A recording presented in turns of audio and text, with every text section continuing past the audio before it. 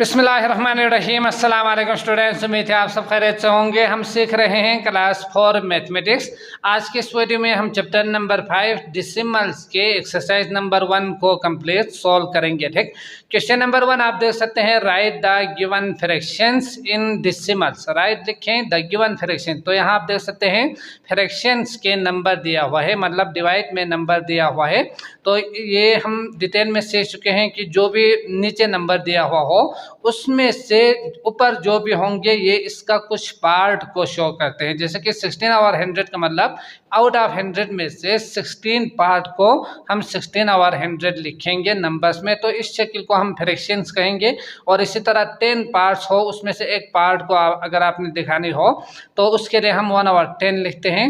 इसे आपने याद रखना है, इस शक्ल को फ्रैक्शन कहा जाता है। ठीक, तो इनको आपने करना क्या है, डिसिमल्स में लिखना है। डिसिमल्स का मतलब ये तो डिवाइड में हो गए, लेकिन अगर पॉइंट्स में आ जाए ना, तो कोई भी नंबर जैसे कि 5.2 आ जाए, 3.002 हो जाए, तो ये जो पॉइंट्स आपको नज़र आ रहे हैं, तो इन नंबर्स को हम जो कि पॉइंट्स में है, तो इस शक्ल को हम डिसिमल्स फॉर्म कहेंगे। समझ गए?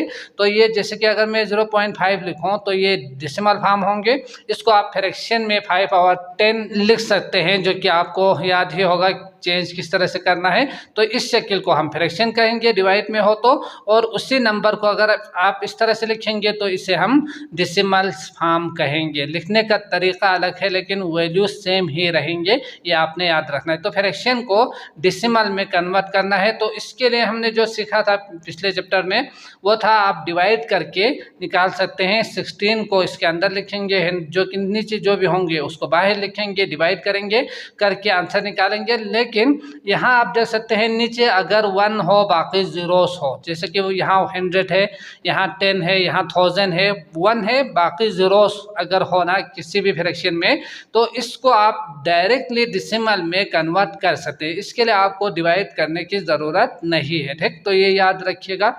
करेंगे क्या, यहाँ से 16 अगर दिया हुआ हो तो यहाँ 16 के बाद पॉइंट होते हैं, जो कि आप जानते ही है।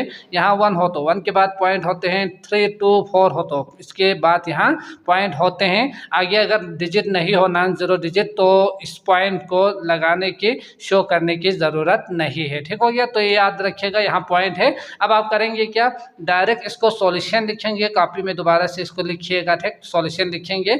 लिखने के बाद इस पॉइंट को नीचे जितना जीरोस है, 1 के अलावा जितना जीरोस है, उतना टाइम आपने इस पॉइंट को बाएं तरफ लेकर जाने हैं। जब डिवाइड कर रहे हो तो बाएं तरफ, जब मल्टीप्लाई कर रहे हो तो इसको दाएं तरफ लेकर जानी थी।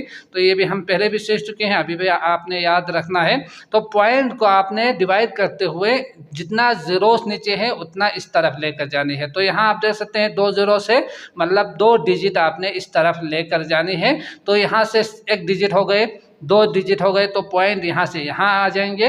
तो आगे और डिजिट नहीं है तो मैं इसके लिए 0 लिख के पॉइंट करके 16 लिखूंगा, तो ये डायरेक्ट आपका आंसर हो जाएंगे। ठीक, अगर नीचे 1 और 0 हो तो ये डायरेक्ट आप इसको इसी तरह से लिख सकते हैं। पॉइंट को 2 टाइम्स इस तरफ लेकर जाएंगे तो पॉइंट यहाँ आएंगे।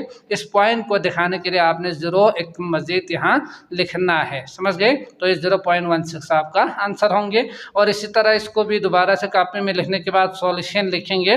पॉइंट यहाँ है, एक 0 है, तो इसका मतलब आपने करना क्या है, 1 टाइम इसको बाएं तरफ लेकर जानी है, 1 डिजिट इसको इस तरफ। तो यहाँ से यहाँ आएंगे, आगे नंबर नहीं है तो 0 करके 0.1 लिखेंगे, ये आपका आंसर हो जाएगा। ठीक हो गया?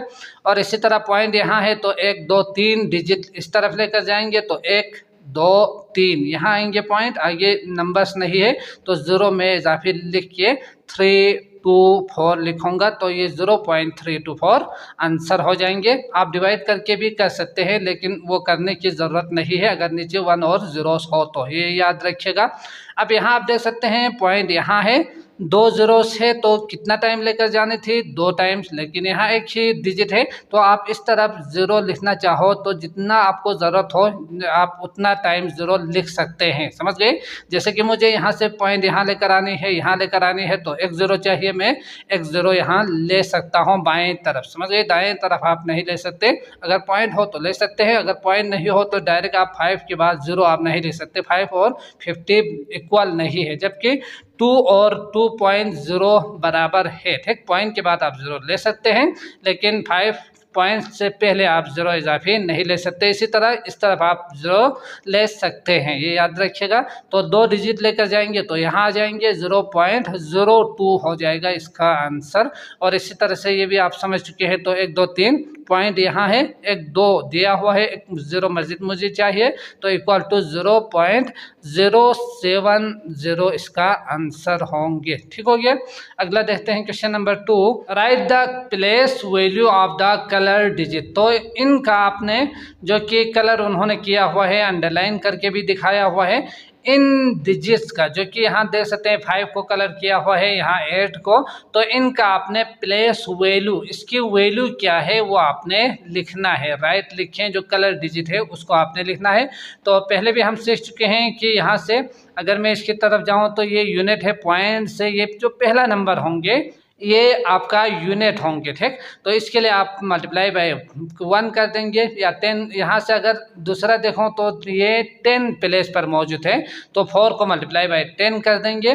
और अगर यहाँ 6 हो तो 6 मल्टीप्लाई बाय 100 कर देंगे, जो कि हम सीख चुके हैं। तो यूनिट 10 100 1000 याद रखेंगे, उसी से मल्टीप्लाई करेंगे तो वही आपका प्लेस वैल्यू हो जाएंगे, ठीक। और इसी तरह से आप देख सकते हैं पॉइंट के बाद अगर हो तो 0 यहाँ से 8 को आपने, ये यूनिट है फिर 10 है, ठीक। तो ये आपने 100 के साथ मल्टीप्लाई कर देंगे तो 0.08 आपका आंसर होंगे। तो इसको भी मैं यहाँ ही लिख के दिखाता हूँ, आप कॉपी में दोबारा से कीजिएगा। तो ये 0.5 इसका क्या होंगे। आगे 6 के लिए 0 आप लिखना चाहो तो लिख सकते हैं, नहीं तो 0 लिखने की ज़रूरत नहीं है, डायरेक्ट आप 0.5 लिख सकते हैं, ठीक। और इसी तरह यहाँ आप देख सकते हैं पॉइंट के बाद 1 डिजिट है, तो मैं डायरेक्ट इसके लिए लिखूंगा 0.08 करके, 8 की जो वैल्यू है वो वही लिखूंगा, बाकी 0 लिखेंगे तो ये डायरेक्ट आपको आंसर मिल जाएंगे। और इसी तरह ये 100 की प्लेस पर मौजूद है तो मल्टीप्लाई बाय 100 कर देंगे, या यूँ कहें 3 लिखेंगे और 2 zeros आप इसके साथ लगा देंगे तो ये आपका आंसर हो जाएंगे, ठीक। और इसी तरह 0.8 के लिए आप 0 ही लिखेंगे, बाकी 9 आ जाएंगे इसकी वैल्यू 0.09। और इसी तरह यहाँ 0 है तो 0 ही इसका आंसर होंगे, या 0.000 लिखना चाहो तो भी ठीक, नहीं तो 0 ही लिखिएगा, इसकी वैल्यू 0 के बराबर ही होते हैं, ठीक। और इसी तरह 2 है तो 2 मल्टीप्लाई बाय 1, या 2 के बाद आगे पॉइंट के बाद 0 आपने लिखना नहीं है, क्योंकि बाकी zeros की कोई वैल्यू नहीं होती, तो इसके लिए आप 2 ही लिखेंगे। यहाँ 7 8 सॉरी यहाँ इसकी वैल्यू लिखना है 8 की, तो इसके लिए 0 ही लिखेंगे, 0.008 आ जाएंगे यहाँ इसका आंसर, समझ गए। और इसी तरह इसकी जो वैल्यू है 0 की, तो 0 की वैल्यू 0 ही रहेंगे, 0.0 लिखना चाहो तो भी लिख सकते हैं, नहीं तो 0 ही इसका आंसर होंगे, समझ गए। नेक्स्ट देखते हैं क्वेश्चन नंबर 3। तो सवाल आप देख सकते हैं, colour the given shapes with the help of decimals. तो कलर कर देनी है आपने इन शेप्स को, जो कि यहाँ फिगर्स उन्होंने दिया हुआ है, इनको कलर कर देनी है, रंग कर देनी है, ठीक।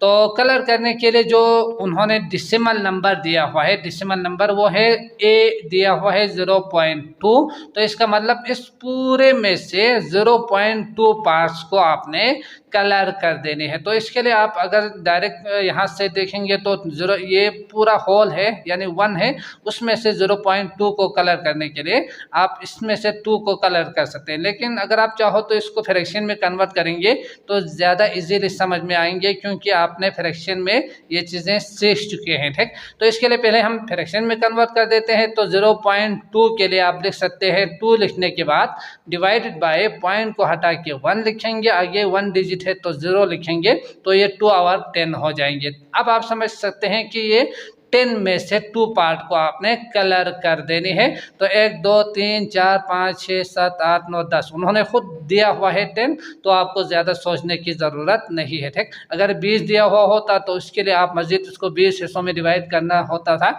जो कि इस तरह के क्वेश्चन तो नहीं है। लेकिन याद रखिएगा कि अगर 20 हो तो 20 पार्ट्स में डिवाइड करके उसमें से 2 पार्ट्स को कलर करनी थी, ठीक। तो ये इस तरह से याद रखिएगा। तो 2 और 10 का मतलब इस 10 में से 2 पार्ट्स को आपने कलर कर देने हैं। तो जहां आप कलर करना चाहो कर सकते हैं, इसको दोबारा से अच्छी तरह से बना के कॉपी में बना के फिर कलर कीजिएगा, ठीक। तो मैं यहाँ 2 पार्ट्स यानी एक ये पार्ट्स, ठीक। तो यहाँ मैं कलर कर दूंगा और दूसरा यहाँ आप इस तरह से कलर कर सकते हैं, साथ जो पार्ट है उसको आप कलर कर सकते हैं, ठीक। अगर आप चाहो तो यहाँ एक कहीं पर भी दो पार्ट्स को आप कलर कर सकते हैं, मसला नहीं है। आपने करना क्या है, इस पूरे 10 में से दो पार्ट्स को आपने कलर कर देनी है, तो यही 2/10 हो जाएंगे, ठीक। और इसी तरह इसको भी आप समझ सकते हैं, तो 7 पार्ट्स को आपने कलर कर देनी है। तो इसके लिए अच्छी तरह से समझने के लिए मैं इसको 7/10 लिखूंगा। लिखने के बाद 10 पार्ट्स में से 7, तो यहाँ आप देख सकते हैं 2 3 4 5 6 7 8 9 10 उन्होंने खुद दिया हुआ है। तो आपने 10 में से इस पूरे 10 में से 7 पार्ट्स को कलर कर देनी है। तो यहाँ से 3 को छोड़ के बाकी यहाँ से लेकर यहाँ तक पूरा जो है इसको आपने अच्छी तरह से कलर कर देनी है, यहाँ इसी तरह, ठीक। तो ये आप कीजिएगा अच्छी तरह से।